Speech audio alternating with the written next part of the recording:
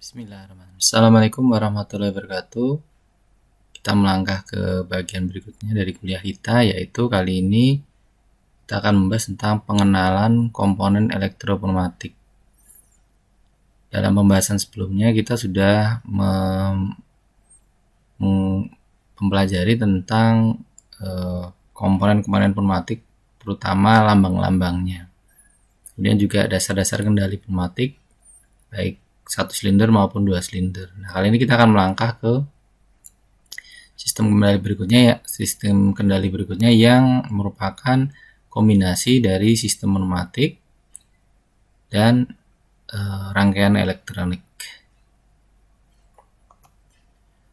Nah, terdapat 4 komponen yang akan kita bahas. Yang pertama adalah saklar, yang kedua adalah solenoid, yang ketiga adalah relay, dan keempat adalah komponen lainnya.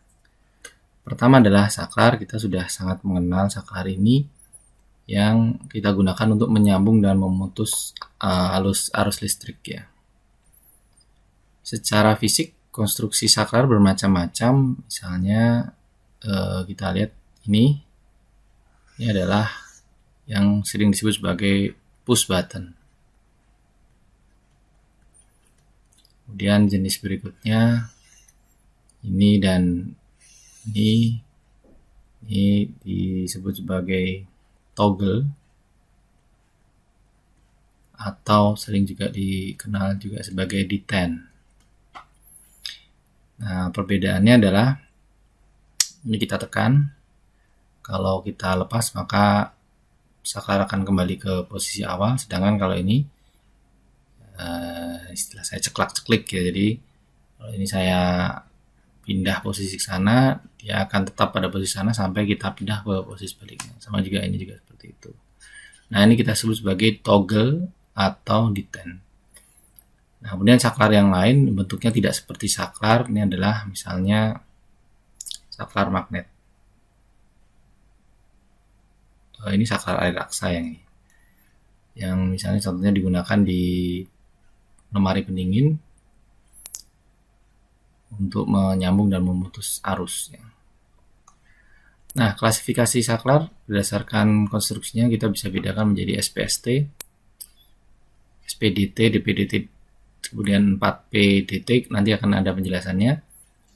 Kemudian berdasarkan konfigurasinya ada make atau normally open, break atau normally close, change over dan latching. Kemudian berdasarkan operasinya tadi sudah ada push button, lever, dan rotate. Nah, kita lihat dulu yang pertama adalah saklar SPST. SPST ini adalah single pole single throw. Jadi maksudnya di sini adalah single pole single throw. Dia hanya memiliki satu jalur saklar dan hanya memiliki satu tombol tekan ya. Jadi maksudnya satu kontak. Jadi satu jalur, satu kontak. Nah, kemudian kalau kita lihat berikutnya single pole double throw. Ya, single pole double throw. Kalau kita lihat di sini ada satu jalur dan 2 kontak. Jadi pole itu mengacu pada jalurnya, sedangkan throw ini mengacu pada jumlah kontaknya. Sehingga berikutnya lagi ada double pole double throw. 2 jalur dan masing-masing jalur punya 2 kontak. Double pole double throw. Yang penggunaan lebih lanjut ada 4 poles double throw atau 2 throws ya. Jadi ada 4 jalur yang kemudian masing-masing jalur ada 2 kontak. Nah, keempat jalur ini dihubungkan secara mekanik, artinya apa? Bahwa keempat kontak ini bersama-sama dia akan menyambung atau memutus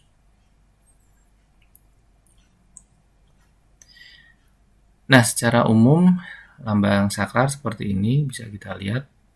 Ini yang umum. Kemudian yang push button, ini yang detent.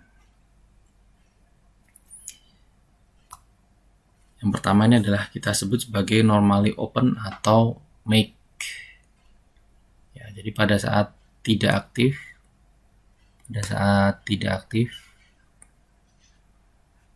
dia akan salahnya. Pada saat tidak aktif dia akan putus, sedangkan pada saat aktif dia akan menyambung. Ini kondisi normal, tidak aktif dia putus. Kemudian kalau dia aktif kita tekan maka dia akan menyambung. Ini namanya adalah saklar normally open atau make.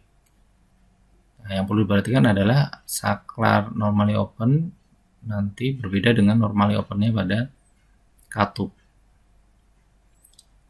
Pada katup normally open artinya dia meneruskan tekanan, sedangkan pada saklar justru memutus arus. Oke, berikutnya untuk saklar ada juga yang kita sebut sebagai normally close dan break. Maka pada saat tidak aktif, dia akan nyambung.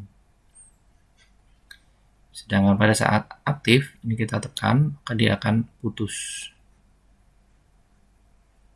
Jadi, pada saat tidak aktif dia sambung, pada saat aktif dia akan memutus. Dan kita punya jenis yang ketiga yang disebut sebagai change over atau alternate. Jadi pada saat tidak aktif dia akan menyambung ke kontak NC. Sini.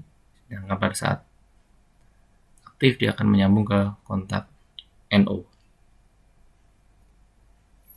Ini lambang dari saklar. Nah, kemudian juga sebetulnya ini modifikasi dari saklar. Banyak saklar batas atau limit switch ini yang merupakan saklar biasa kemudian diberi roller misalnya. Nah, jadi saklar batas ini adalah digunakan untuk mengetahui suatu operasi telah dilaksanakan sebelum operasi selanjutnya. Contohnya adalah silinder telah mencapai posisi maju atau posisi belakang atau mundur. Nah, ini contoh-contoh limit switch, ada yang kontak mekanik, ini kontak mekanik. Selain itu adalah non kontak atau sering disebut sebagai proximity. Ini adalah mechanical limit switch yang diaktifkan dengan menggunakan mekanisme untuk yang mekanisme tersebut diaktifkan oleh sebuah komponen, ya, bagian dari komponen. Misalnya ini adalah komponen silinder yang menabrak pada mekanisme aktuasi limit switch tersebut, sehingga pada saat menabrak dia akan membuat tuas ini akan menekuk dan akan menekan saklar tersebut. Kemudian mechanical limit switch ada macam-macam juga. Ada yang button, ada yang lever tuas, ada yang roller. Roller biasanya dari kiri atau kanan. Kalau dari atas, dari kanan kiri. Kemudian lambangnya untuk yang roller sama seperti tadi, ada yang normally open, normally close, dan change over. Hanya sekarang diberi lambang roller di sana.